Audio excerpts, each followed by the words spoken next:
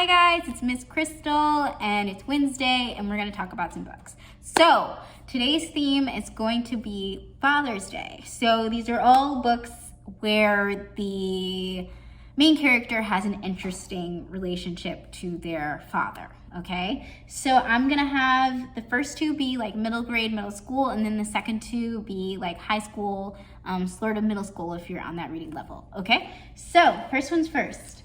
Many Points of Me. So this one is about this girl, Georgia. Her father has recently passed away, but he is a complicated figure in her life because he was a famous artist, and she also is interested in art, very talented artist herself.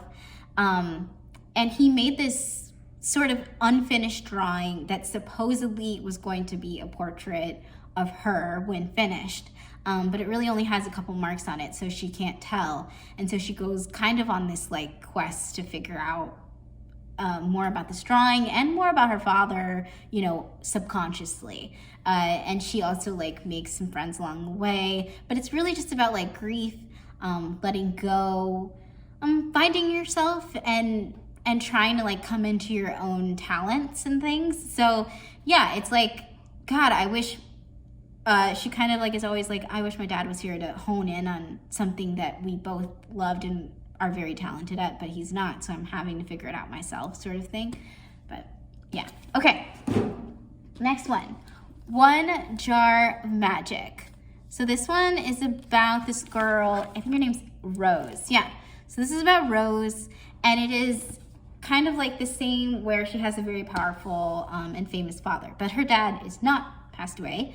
Her dad is right here, and he is a very magical wizard, very strong magical like wizard sort of situation in the world that they live in.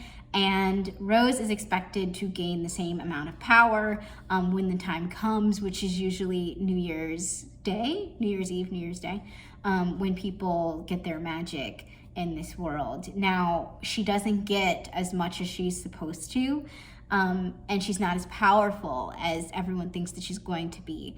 And so it kind of makes her question what she was expected to be her whole life. You know how it's like people tell you that you're going to be one thing and then you grow up and you realize like, I'm not that thing. Now, what am I? So she's at that point, and she hears rumors of another place where there are people without magic, and she thinks she might be more suited for that world. So yeah, okay. So this one is called, these next two are gonna be high school, okay? This next one is called The Electric Kingdom. It is about this girl, Nico.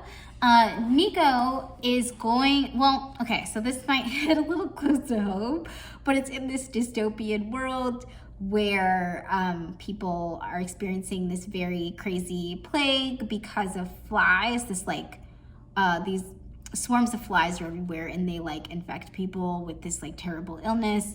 And so it's created obviously sickness, but also because of the sickness, like there's nobody around, I guess. So like, yeah, it's apocalyptic. There's, you know, people have abandoned towns and cities and things like that.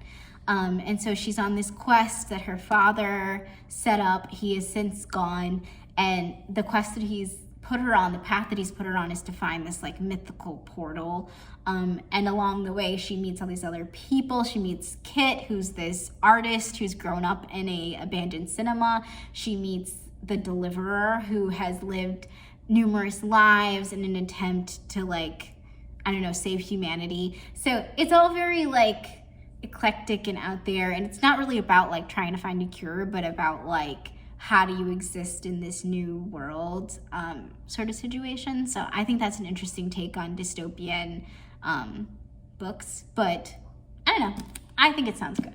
Okay, last but not least, Wings of Ebony. So Wings of Ebony is, what's her name? Rue. How could I forget? So this is Rue, and she lives in Texas, and she lives with her mom and her sister.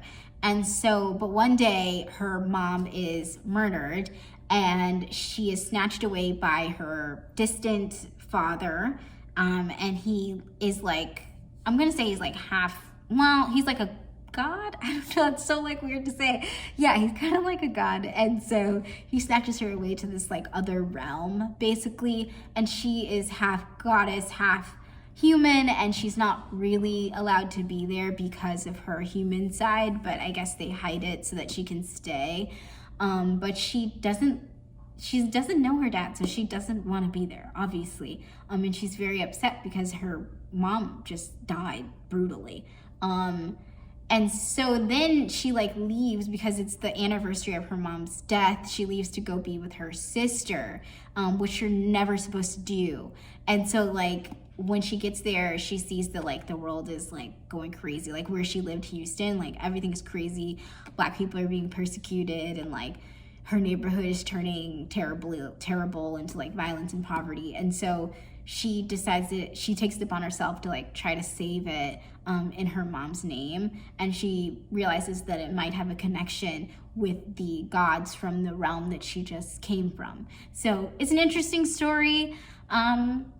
Yeah, I think if you liked like Children of Blood and Bone and stuff, I think that you would really like this one. Or Legendborn. I think you'd like this one. Okay. So that is kind of it for me. I've wasted enough of your time. And yeah, I hope everyone has a good Father's Day. See you guys.